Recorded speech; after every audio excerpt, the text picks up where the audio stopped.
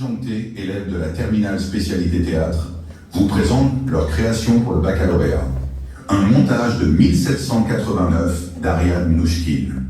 Cette pièce de théâtre fait revivre la Révolution française et rassemble plusieurs arts grâce aux talents multiples de ces jeunes comédiens.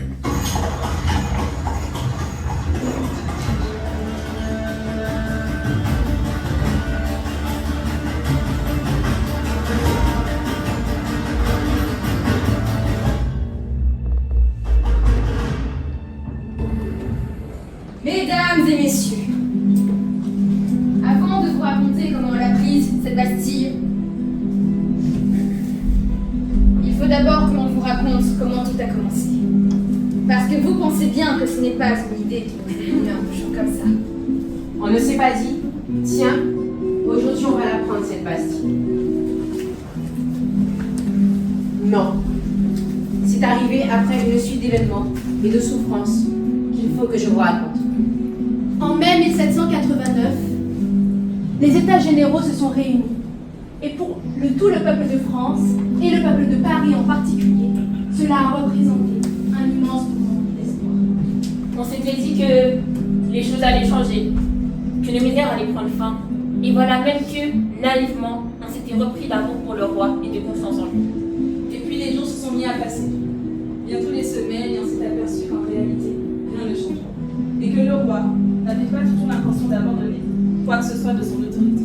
Mais qu'au contraire, il était bien décidé à la reconquérir entièrement et à nous avoir à nouveau à sa merci. Et que pour cela, il était prêt à employer tous les moyens. Par exemple, je ne sais pas si vous vous souvenez, mais on n'avait pas grand-chose à manger cette année-là. La récolte avait été très mauvaise en 1788. L'hiver 89 avait été très long et très rude. Et partout c'était la famine. Et à Paris, il fallait faire la queue devant les boulangeries pendant des heures. Il y avait des enfants qui mouraient par centaines. Et bien voilà que le roi, au lieu de remédier à cet état des choses, comme c'était son devoir après tout, s'est dit qu'au contraire, c'était un très bon moyen pour nous remettre au pas, comme il disait. Et il s'est arrangé pour nous affamer encore davantage. Et il n'y avait plus un chariot de grains qui rentrait dans Paris, plus un chalon de farine sur la Seine, plus rien à manger. Tout était détourné, réquisitionné pour Versailles, pour le roi, pour la reine, pour la cour. Et puis, il en avait une autre idée. Necker, le ministre. Nous, à tort et à raison, on l'aimait bien, Necker. On le considérait comme notre ami. Après tout, souvenez-vous, c'est quand même lui, Necker, qui, quelques années auparavant, avait divulgué les dépenses de la cour. C'est lui qui avait permis de montrer que l'atroce misère du peuple venait en grande partie de là. Et les impôts, ces impôts si lourds à porter, eh bien c'est lui, Necker, qui avait demandé à ce qu'ils soient répartis plus équitablement, à ce que les nobles aussi en payent leur part. Et les États généraux. Ces États généraux qui, je le répète, avaient représenté tant d'espoir. Eh bien c'est lui, Necker, qui avait soufflé au roi de les convoquer. Donc, pour tout cela, nous, on l'aimait bien. Et bien justement, parce qu'on l'aimait bien, le roi l'a renvoyé. Il était une fois, dans un pays que vous avez oublié, un roi malade et accablé de peine. Regardez-le!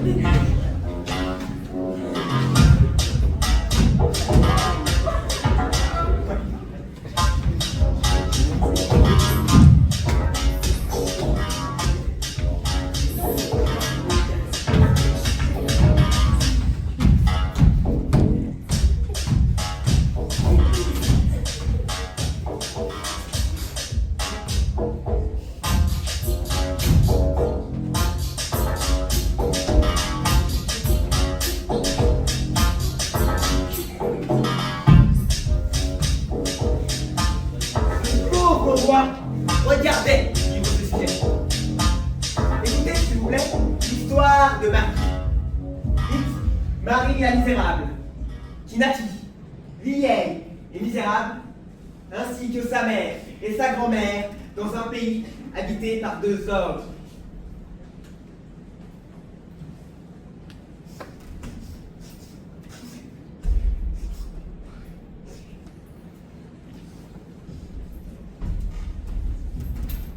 Que le Seigneur bénisse cette maison. Et que mes armes la protègent. Ma dîme, Mon champard, ma dîme, mon champard, ma dîme. mon champard.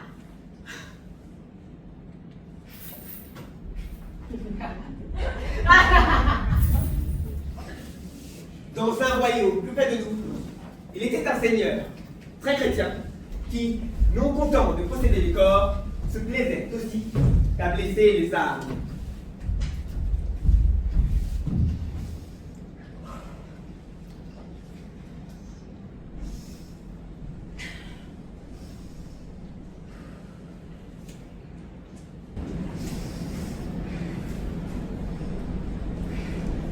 J'ai mal, Marie.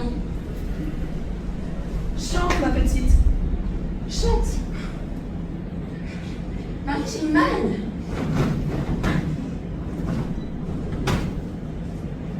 Tout est bien prêt. Le linge est blanc, l'eau est chaude. Tout va bien. Ça y est, Marie.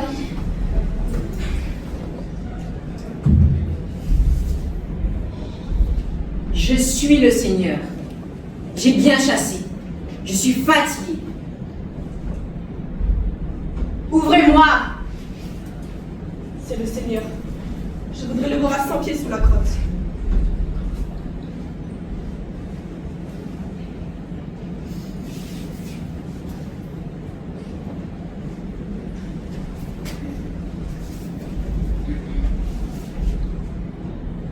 Marie, de l'eau chaude. Lave-moi les pieds. Nous n'avons pas trouvé d'eau chaude aujourd'hui, mon Seigneur. Marie, ma botte.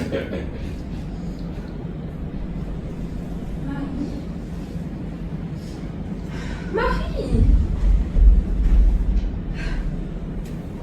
Mon Seigneur, revenez demain. Je vous en supplie, revenez demain.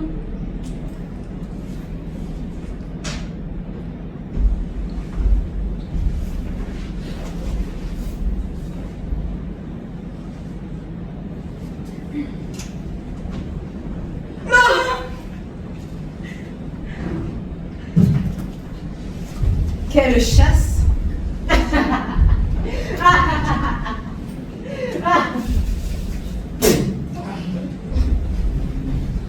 En cette année-là, dans tout le royaume, la plus terrible famine sévissait. Les femmes s'étaient trop affaiblies pour nourrir leurs enfants. Revenons-en à la convocation des États généraux. Le roi Louis XVI avait rédigé ce texte, car l'heure était grave dans le royaume.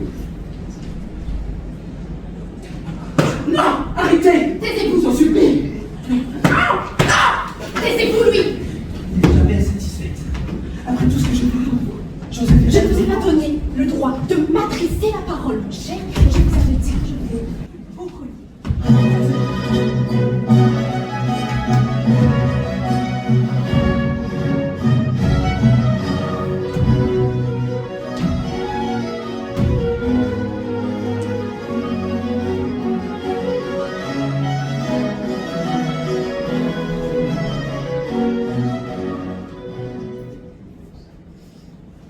Nous, Louis, roi de France par la grâce de Dieu, désirons que des extrémités de notre royaume et des habitations les moins connues, chacun puisse nous faire parvenir ses vœux et ses réclamations.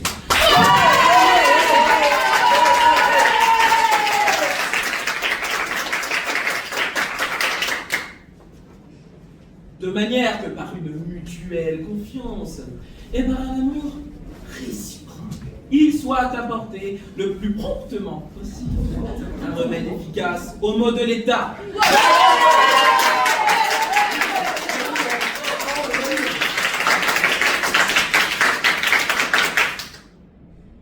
Et que nous soit rendu, à nous particulièrement, le calme et la tranquillité dont nous sommes privés depuis longtemps.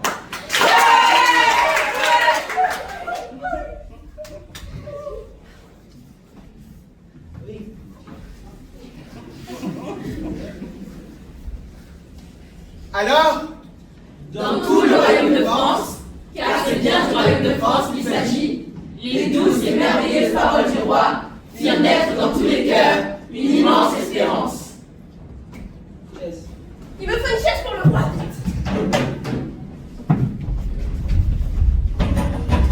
Sa Majesté.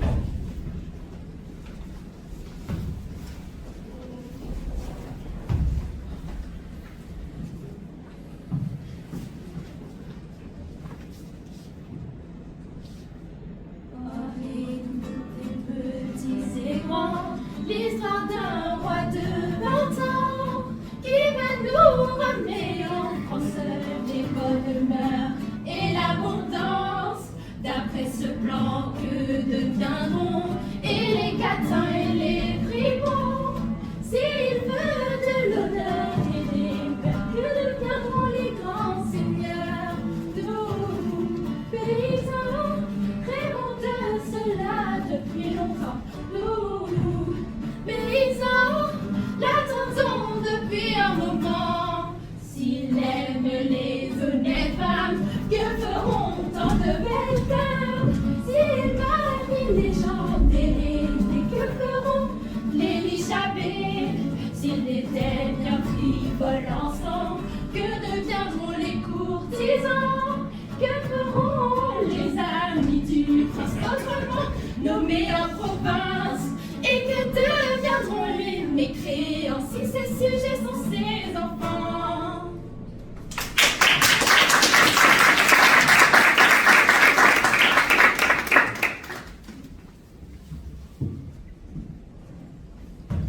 alors, Tous voulaient écrire au roi pour lui dire ce qui était bien et ce qui était mal, qui était bon et qui était méchant, ce qui devait rester et ce qui devait disparaître. Les paysans, éperdus de bonheur et n'osant y croire, commencent à rêver sur leur vie future.